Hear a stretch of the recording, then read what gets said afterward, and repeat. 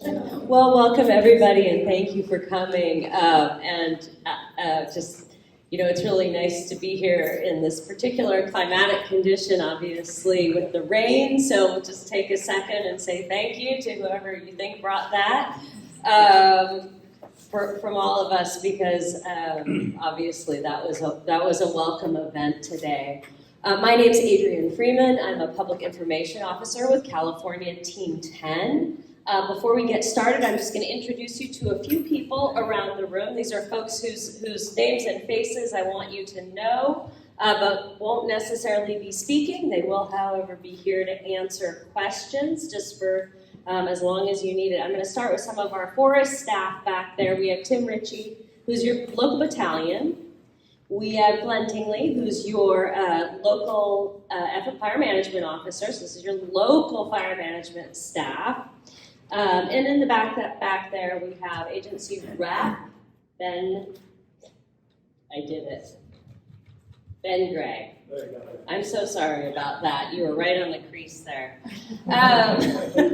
Another person I want to make sure that you know is Bruce Martin. He's back there. He's our liaison officer. So if you're with one of our cooperators, stakeholders, you want to make sure you connect with him to get further information. Just a couple of things. Welcome to our online audience. We are trying to stream from here. The cell service has been okay. The Wi-Fi is not really functional, but so if we lose you, we're really sorry. We are doing a secondary recording, and we will post that as soon as we possibly can when the meeting is over. So if we lose you, we're really sorry. We'll get back to you as soon as we can. Just a couple of things. We're going to give you the most important information, which is your operational update. We're obviously going to talk about the events that went down today a little bit and where that leaves us.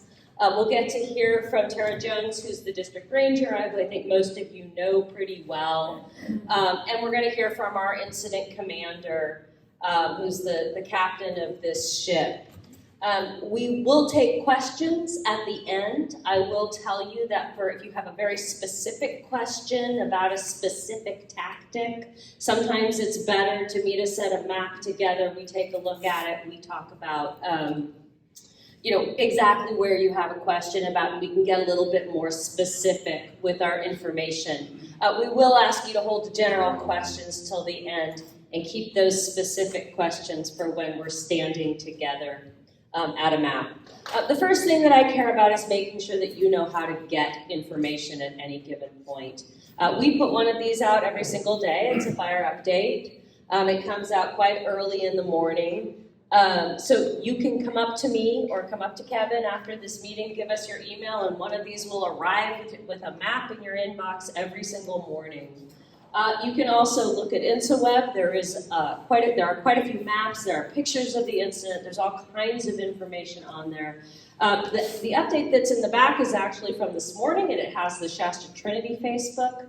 We have given you your own Facebook page for the Deep Fire. The reason for that is you probably noticed if you follow Facebook, there are quite a few fires actually on the forest, and we want to make sure that it's easy for you to find information about the fire that you're most concerned with. So the other thing you can do is pick up the phone and call us. There's a phone number on here. It does go to a message machine, but it is being checked between 8 a.m. and 8 p.m. By several people, and we can get you the answer that you need. So please do call and leave a message if that is the best way for you to get information.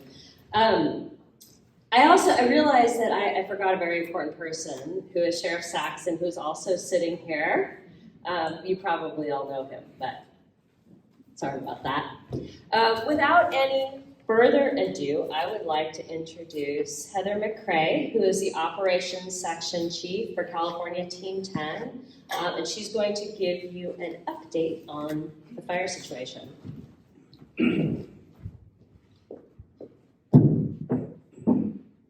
Just so you know, I got a text from someone saying hello from online, so the streaming is working.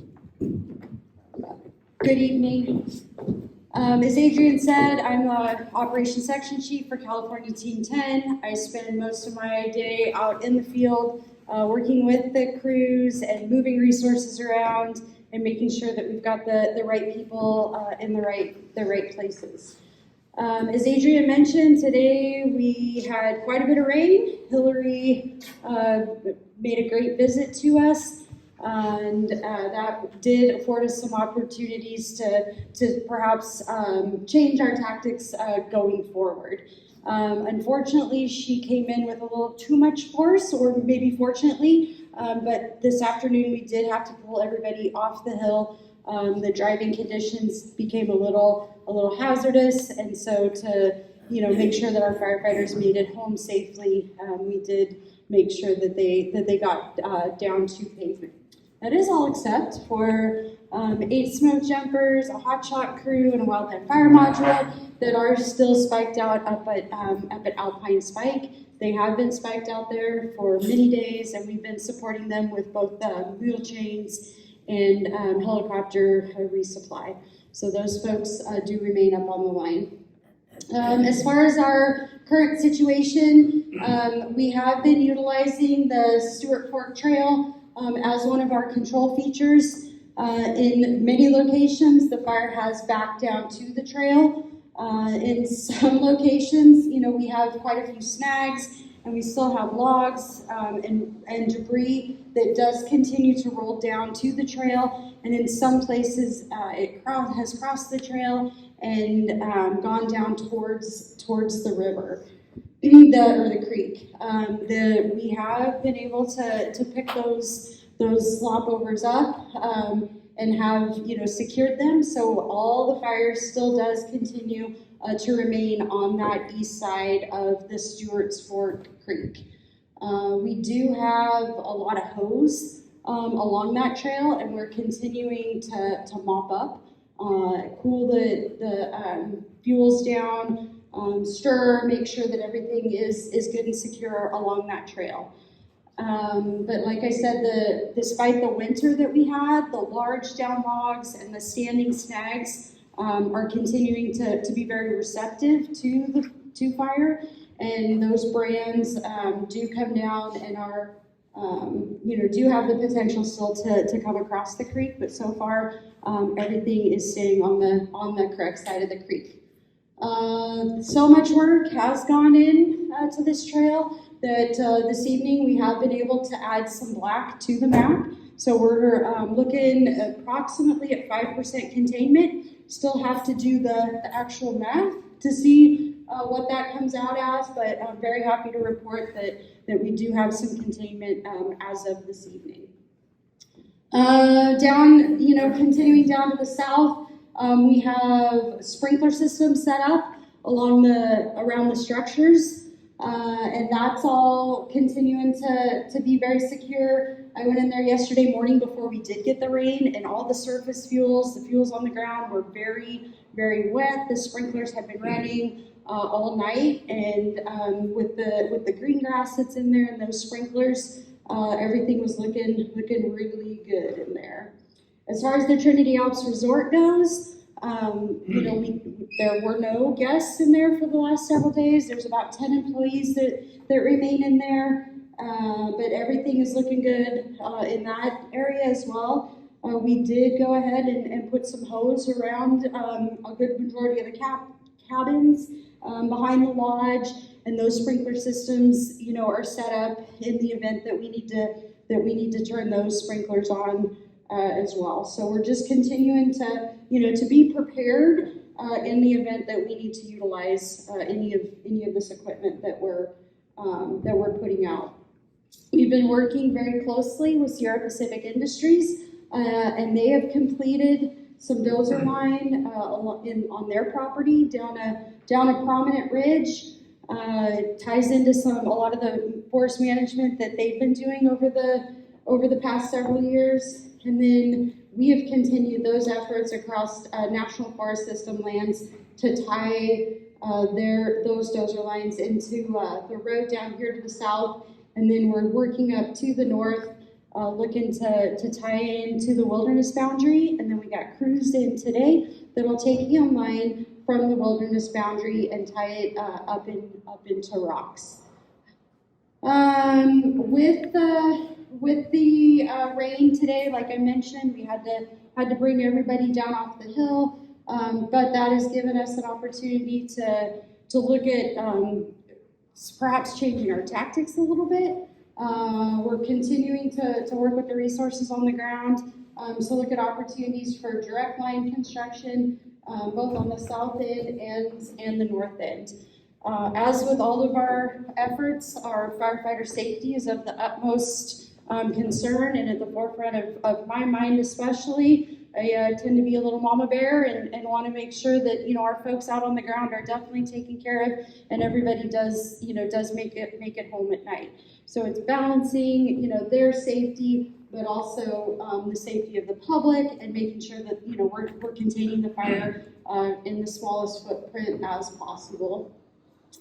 You can see that, you know, the fire as it has spread over the past several days is primarily fuels and wind driven. We had several thunderstorms come through over the past several days, and with that we have downdraft winds that, you know, that push the fire in, you know, multiple different directions. But I just want to continue to enforce the fact that we have put a ton of effort into that trail and have had a lot of success in containing the fire so far to the east side of that trail. As Adrian mentioned, I'm here. I'll be here for the remainder of the meeting. So if anybody does have questions, I'm more than willing to answer any of those questions that you have. We can go over the big map. We can go over any of the maps on the wall. So please feel free to grab me and ask me any clarifying questions that you may have. Thank you. Okay, so one of the things that Heather mentioned, I just want to come back to, we all know what kind of a winter we had, and we want to be really cognizant of the standing weakened trees. And we have already seen significant injuries in the agency, and want to make sure, as Heather said, that we're being very careful about the tactics that we choose while also making this fire footprint just absolutely as small as possible. So I'm going to ask Tara Jones to come up. She's the district ranger here, and you probably all have seen her a few times. Oh, she's not. She's going to stay there. That's because they know me, and I told them I'd fall off that stage if you put me up there. First of all, I just want to thank you all for taking the time and coming out tonight to get your questions answered. There's a couple of things I wanted to touch on. I know there was a lot of questions when the fire first started. You know, what were we doing? How did this happen? As you know, the lightning storm that came in on the 14th brought a number of fires, and we were. I want you to know that we have had 100% suppression. Has been our goal from the outset on all of our fires all year. There's not one fire that I'm looking to manage or that we're trying to manage. So on the morning that those fires took off, our folks had worked extended staffing. We were here bright and early. We went out and got after the fire at Swift Creek, and we also got the one at Preacher Meadow. We knocked those two out, caught those small, about a quarter of an acre. And then also got the report of two fires in the wilderness, the deep fire and the upper fire. So these were in the wilderness, so we ordered a load of smoke jumpers and some air resources that included a helicopter and air tankers. The smoke jumpers were on the ground by 10 in the morning and hiked into the fire, and we were using helicopters and air tankers. One of the problems with the location of this particular fire is it is in a very deep creek drainage, as you all probably know, is fairly steep, and the helicopters and air tankers proved to be not as effective in that kind of topography as they normally would be. So at the same time we were trying to fight those fires in the wilderness, there were several other fires across the North State that were taking off, and fires that were much closer to communities. So that aircraft was prioritized to areas where they could be more effective and where fire was closer to communities. So I wanted to start off right out of the gate and let you know that this fire was never managed. We didn't ignore it. We had people on it from day one and on the ground as early as 10 o'clock in the morning. I also want to say that first day, I'm thrilled to say that all of our partners and stakeholders started showing up at the office. Sheriff Saxton had his folks over there. We had a deputy over there. What do you need? What about the people in the wilderness? What can we do to help? And thanks to their efforts, working with CHP, we managed to get some people that were in the wilderness As the fire got bigger, we managed to get them out safely and work together seamlessly. And I want to thank you, Sheriff Saxon, for all of your efforts along those lines. Along those lines, also, the Board of Supervisors was calling, checking in to see what was going on with the fire, offering to help in any way they could. Appreciate that. Thank you very much. And SPI showed up at the door and said, what can we do to help? Where can we help? So I want to be clear on the line that seems pretty far from the fire, because I know you are all very fire savvy, and that is a contingency line. That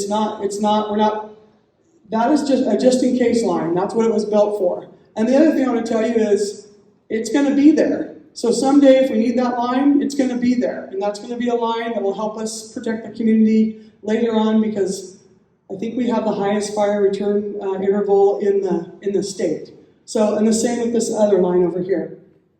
I'm a little long-winded, but mostly I wanted to get up here today and tell you all, we're here for you. Our folks have been working 24-hour shifts to make sure we're able to respond to any new lightning fires. We continue to get lightning fires. These guys have been working, they caught a fire at 9 o'clock at night up north that was actually on the Mount Shasta district. Our folks got in there and cut their way in there and picked up that fire as well. At the same time, as you know, the South Fork complex has taken off as well, and we have the Shasta Trinity National Forest is supporting several fires over there in unison with the Six Rivers and the Humboldt Del Norte CAL FIRE unit. So I want to thank you all for coming here tonight. We're going to be here to answer any of your questions. And mostly, I really want to leave you with this. The cooperation that you see for that fire line that crosses property ownerships is exactly what you're going to see as we treat fuels to help be proactive and help protect our communities. That is exactly the kind of thing we're looking to do to treat fuels and protect our communities. Thank you. Thanks, Tara. So last part of our formal presentation, I'm going to ask our incident commander, Tim Fike, to come up and say a few words, or stay down there and say a few words. Yeah, I'm going to fall off, trip up the stairs. Yeah, as you can see, there has been a lot of good work happening and good cooperation that continues with our team. We had a loud and clear message when we got here that it was full suppression, and that was good to hear. That doesn't always happen on a wilderness fire.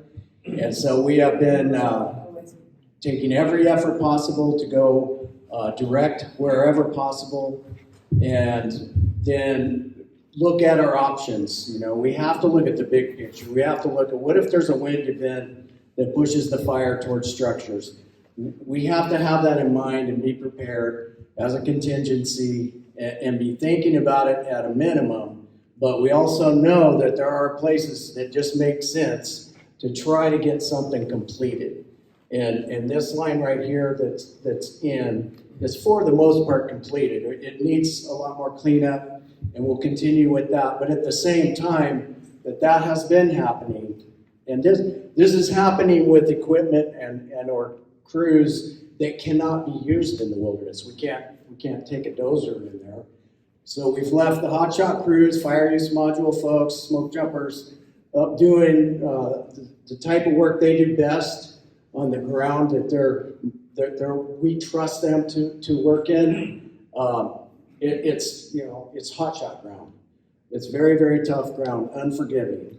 And so we're going to continue with that full suppression, utilizing everything we've got in the toolbox to try and keep this fire as small as possible, and continue to work the back door, trying to get more resources however we can. In the meantime, we're doing other things like ensuring the safety of the firefighters. As I was leaving, there were a couple of what we call RIMS teams, rapid extrication type folks for backcountry, and their specialty is extracting an injured firefighter from an extremely remote area, and that's been lacking on this fire for us, and we were able to get that in today. We had an engine company from the Bay Area, Sonoma, Petaluma Engine, offered up their paramedics off their fire engine, and they hiked in there this morning, just so that we would have advanced life support with those guys out in the backcountry. So that felt good to get in place. We had a heat-related firefighter illness that took 3 hours to get that person out wheeled Stokes, and a lot of manpower to do it. And so we really hate having people hung out there like that without some advanced life support. So we have that in place now. We also have a advanced life support, a hoist helicopter from Sac Metro that's assigned to the North Ops area, and it's available to hoist injured firefighters from basically any of the major fires up here that are going. It's not exclusively our helicopter, but it's available to help out as needed. And we hope that helicopter sits the entire duration. And like we've all said, the rain is a blessing, and we're going to take advantage of it. And we'll